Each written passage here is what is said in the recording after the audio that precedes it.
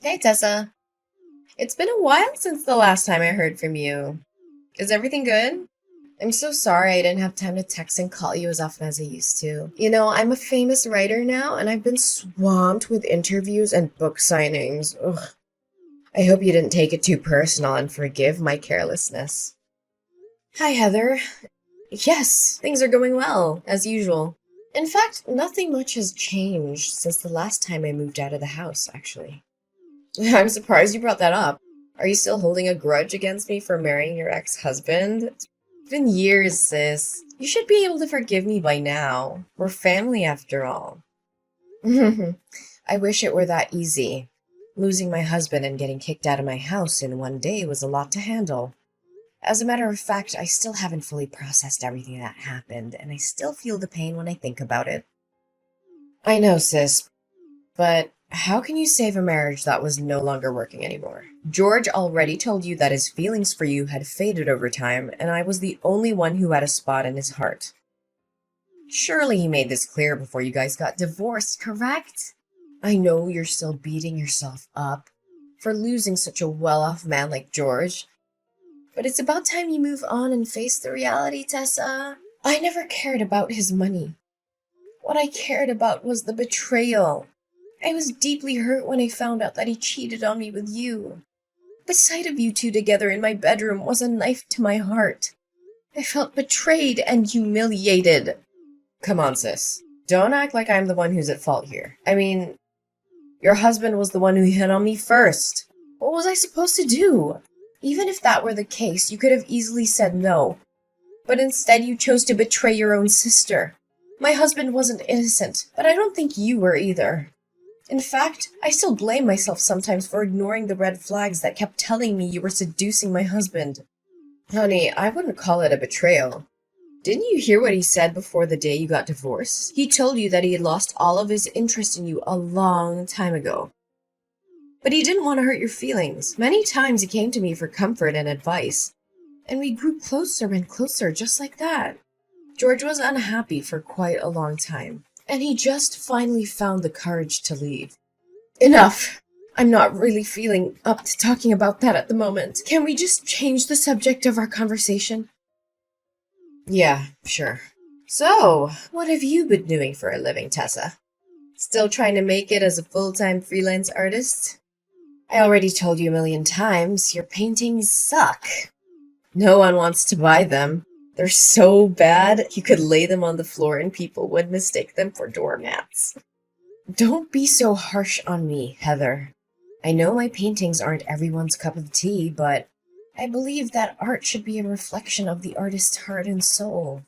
I could draw something easier for the audience to approach, but that would be a betrayal of my own artistic vision. I'm not going to compromise my art just to make it more marketable. I know that there are people out there who appreciate my work for what it is. Whatever your stupid belief is the reason why you're still living in poverty. For me, money comes first. And it's all about creating things that people will like. Just look at me and my best-selling book, The Power of Marriage. Sold over 200,000 copies and generated more than $1.6 million last year. Can you believe it? Oh, and have you heard about my book, A Match Made in Success? It's a memoir about my marriage to George, and it was just published last month. It's already sold a couple of thousand copies, and I'm really excited about it. Yes, I've heard about those books, and you've also written many other famous marriage books. I just thought it's quite ironic that someone who has sabotaged other people's marriages would write about the principles for a strong and lasting relationship. Hey, are you referring to me, Tessa? I can see that you're still struggling to conceal your jealousy of my successful and wealthy life. It must be hard to see someone like me living the good life while you're stuck in your destitute existence. I guess it must be tough raising Gabriella all by yourself, huh? At least George still gives you some pity money every month to keep you and Gabriella from the verge of hunger. So, you're finally showing your true colors, huh? Well, let me tell you something. I know exactly how hard I had to sacrifice for you to get where you are today.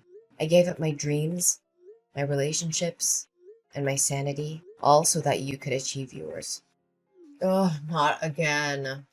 When our father passed away and our mother left us, I was the one who stepped up to take care of you. I worked 2 or 3 jobs at a time to make sure that you had everything you needed to succeed in school. I even had to drop out of college myself, but I didn't care. All I wanted was to make sure that you had the best possible chance in life. And what did you do?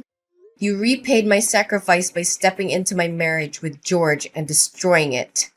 Oh, for the love of God! Would you please stop giving me that lecture? I'm so sick of hearing it. I don't owe you my entire life for something you did for me 10 years ago. I barely even remember it. I certainly don't appreciate you bringing it up every single time we talk. You sure are ungrateful, aren't you? Anyways, do you have free time? I just want to invite you to come over to my house and join my birthday party. It'll be fun. But don't bring Gabriella along. She would cry and ruin the party for everyone else. I don't really want to go because I have a lot of things to do. Ugh, please, your excuses are so lame. What else do you have to do all day besides painting those ridiculous pictures that belong in the trash? Think about the sake of our sisterhood and come to my house, please. It will be great fun. I can guarantee you. Okay. I guess it wouldn't harm just to attend your birthday party. We're sisters after all. I'll be there, but I'm not making any promises about how much fun I'll have. That's my sister. So I'll see you at 8 o'clock in the evening at my house, right? Don't forget about it.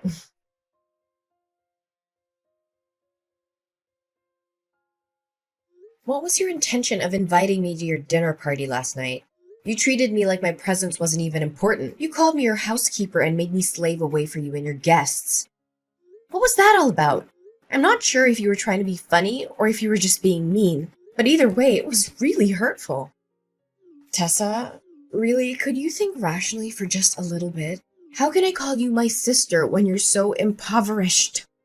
I mean, judging by the way you dressed yesterday, I can only guess those outdated garments were bought at a thrift store or a garage sale. It's embarrassing to be seen with you in public. You don't even deserve to be my housekeeper. What? How can you say that about your own sister? Are appearance and money truly that important? What else could be more important? I mean, look at how my friends dress and look. They're all from wealthy families, have high social status, or are celebrities. If I claimed you as my sister, they'd laugh at me in my face and then shun me. You wouldn't want that to happen to your own sister, would you? But why didn't you give me a heads up? Instead, you made me a laughingstock in front of your friends. Well, it's not like you would find anything more decent to wear even if I told you about my friends in advance. But thanks for coming anyway. You were very helpful at cleaning after the party. I was so concerned because my current housekeeper asked for a sick leave and I couldn't find anyone better to replace her. So you called me up just so I could do the work for your housekeeper? Well, I'm not surprised by your actions anymore. After all, you've already stolen my husband and belittled my chosen profession. What else couldn't you possibly do to hurt me? One thing I'm a little concerned for you, though. Concerned for me? Why would you be concerned for me? I have everything I could ever want. I'm at the top of my career. I own your former house and your wealthy ex-husband, and I'm living the best life imaginable. What could possibly be wrong? Well, I'm just interested to see how the audience will react when they find out that your marriage is not as perfect as it seems. Will they be disappointed? Will they be shocked? I can't tell for sure. What do you mean when saying that my marriage isn't perfect? We are both incredibly successful people. I'm a world-renowned writer, and George is a household name who earns over $500,000 per year. What could possibly go wrong with my marriage? Well, I'm not trying to be nosy, but I found out yesterday that you and George are sleeping in separate rooms. I don't have to be a psychologist to know that sleeping apart can be a sign of troubled marriage, or even a marriage that's on the verge of dying. Am I correct about that? What? How dare you break into my room without my permission? I'm sure you were looking for something to take from my house. What? I may have some financial problems, but I'm certainly not a thief. You were the one who told me to clean the entire house before the guests arrived, remember? I only did what you asked me to do. Oh yeah, I told you that. But it's understandable that every marriage has its ups and downs. My marriage with George is no exception.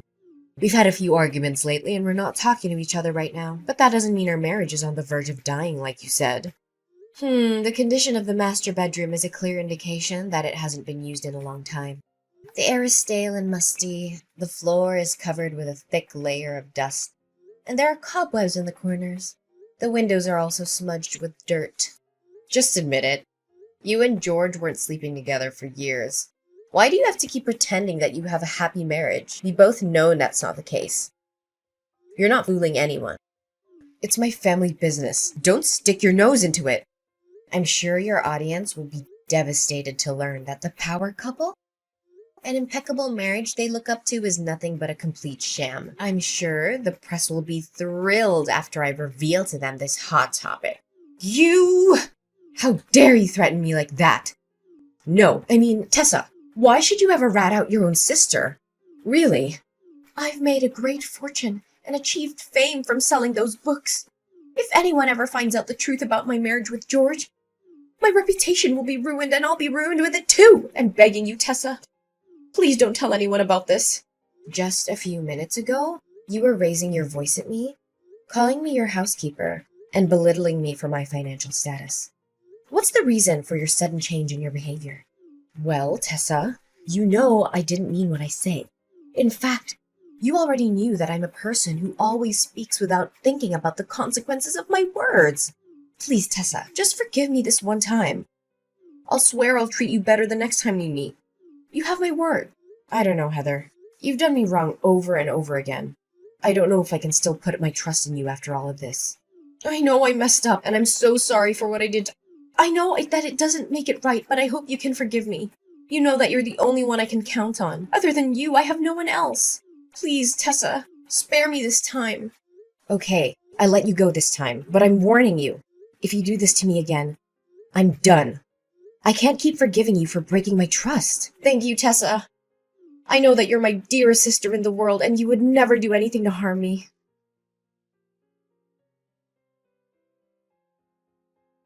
Tessa? Are you there? I have something very important to talk to you about. Yeah, I'm here. What's up? I have something to ask you.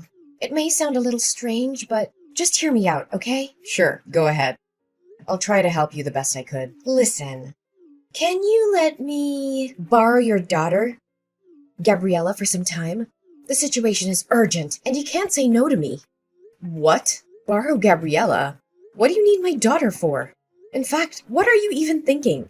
I know this is a lot to process all at once, but I had no other choice. Press has been hounding me with questions about my child with George. They've been asking when we're going to have a child, why we haven't had a child after 4 years of marriage, and even if I'm infertile. I've been bombarded with so many questions, and I finally felt like I had to defend myself. I had to tell them that we already have a child, but we've chosen to keep her out of the public eye. So now you want Gabriella to pretend to be your own child? That's only gonna worsen the situation. You can't cover one lie with more lies. You know that. But what could I do in that circumstance? Tell them that my marriage with George isn't fulfilled and happy as it looks on the surface? If the press found out about it, my life would be a complete disaster. I've worked so hard for my career. I've built everything I have from the ground up. The fame, the money, the spotlight. Everything I own would dissipate in just a blink of an eye. How can I live with that? I don't know, Heather, but this is just too much. Gabriella is my daughter, and I love her more than anything in the world. I just can't hand her over to you like a merch. Oh, sister, don't make it sound so complicated. I'm just gonna borrow Gabriella for the press release of my upcoming book.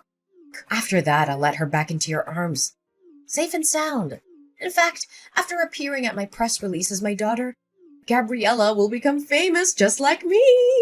With her newfound fame, she'll be able to earn a lot of money and sign contracts with large brands.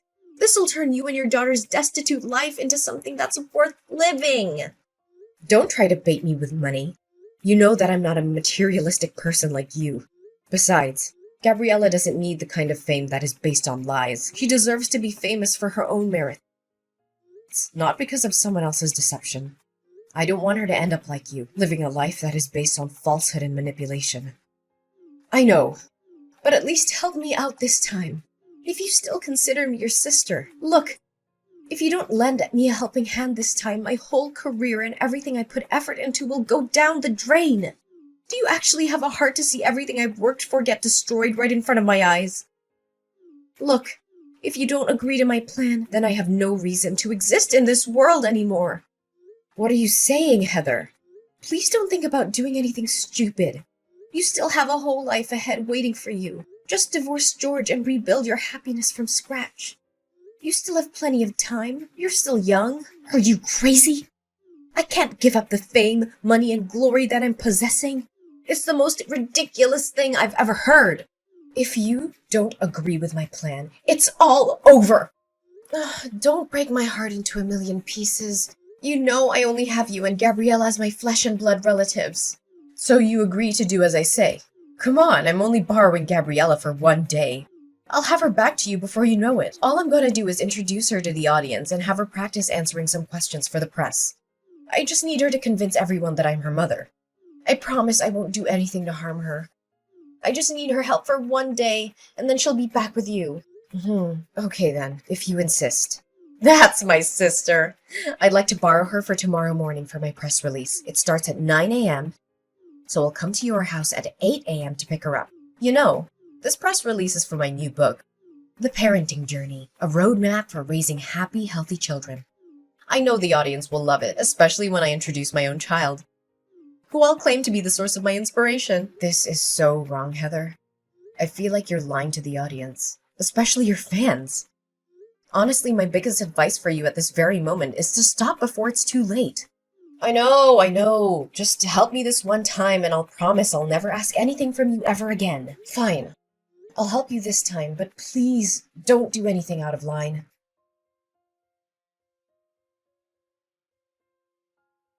Heather, where are you and Gabriella? I've been waiting for you the whole day. You said you were going to return Gabriella to me by 1 p.m. Didn't you receive my innumerous texts and calls? I'm sorry, Tessa, but Gabriella is staying with me. She's such a bright kid, and the audience fell in love with her immediately. Did you know that just today, my new book has sold a couple of thousand copies? It's thanks to Gabriella.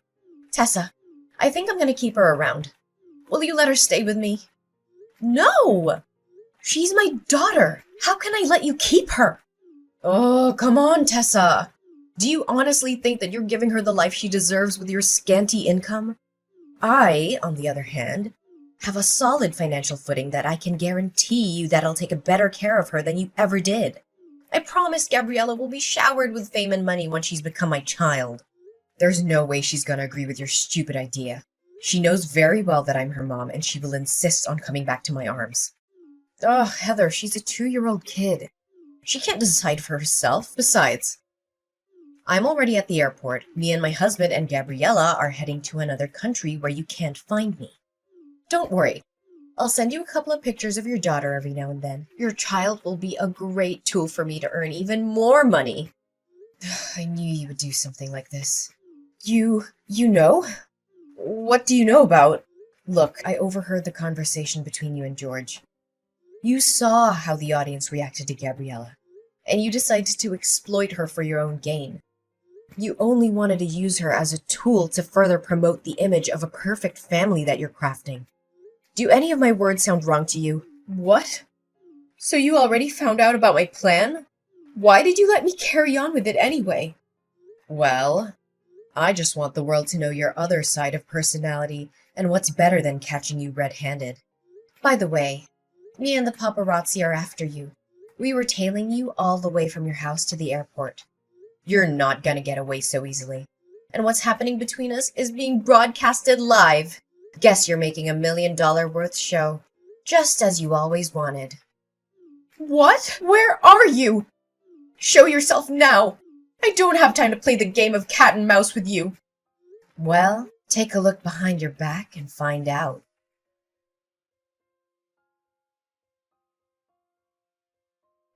Heather was shocked when she saw me and a crowd of paparazzi chasing after her, demanding answers. Everyone now knew the truth about her so-called happy and successful family.